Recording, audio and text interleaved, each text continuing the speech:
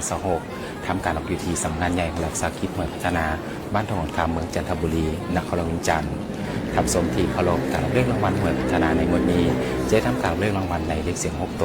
ออกข้างเดียวมีผลถึงเลข5โต4โต3โต2โตและ1ตัวท้ายตามลำดับสบายดีท่านผู้ชมที่เคารพยินดีต้อนรับทุกท่านเข้าสู่ราวพัฒนาสำหรับผู้ที่ต้องการเสี่ยงโชคต้องขอแจ้งให้ทราบว่าหวยลาวพัฒนามีการหยุดออกเลขรางวัลเนื่องจากตรงกับวันปีใหม่ลาว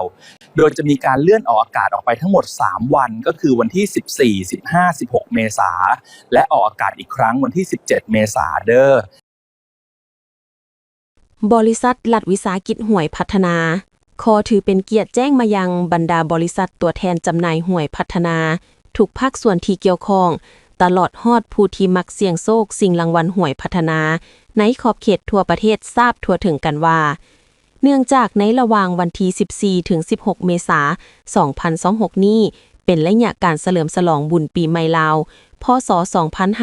2569ในขอบเขตทั่วประเทศและเป็นวันพักราชการในปี2026ตามแจ้งการของห้องว่าการสำนักงานนายกรัฐมนตรี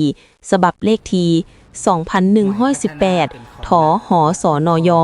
ลงวันที่26ธันวาคม2025และอิงตามแผนกำหนดเมื่อออกเลขรางวัลหวยพัฒนาของบริษัทรัฐวิสาหกิจหวยพัฒนาจะได้โจะการออกเลขรางวัลหวยพัฒนา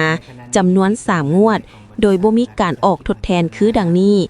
งวดวันอังคารวันที่14เมษายน2026งวดวันพุธวันที่15เมษายน2026งวดวันพฤหัสวันที่16เมษายน2026ดังนั้นจึงแจ้งมายังบรรดาบริษัทตัวแทนจำหน่ายหวยพัฒนาทุกภาคส่วนที่เกี่ยวข้องตลอดฮอดผู้ที่มักเสี่ยงโชคสิ่งรางวัลหวยพัฒนาเพื่อทราบและจัดตั้งปฏิบัติตามแจ้งการฉบับนี้ด้วย